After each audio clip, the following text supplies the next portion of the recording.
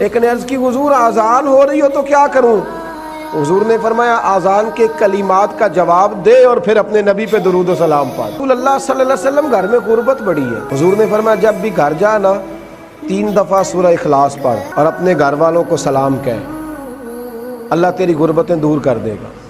عرض کی یا رسول اللہ صلی اللہ علیہ وسلم چھوٹی سی فیملی ہے، کئی دفعہ گھر میں کوئی بھی نہیں ہوتا، پھر کیا کروں؟ آپ نے کہا ہے گھر والوں کو سلام کہنا ہے، سورہ اخلاص پڑھنی ہے۔ تو حضور نے فرمایا جب گھر میں کوئی نہ ہو تو سورہ اخلاص پڑھنا اور اپنے نبی پہ درود و سلام پڑھنا۔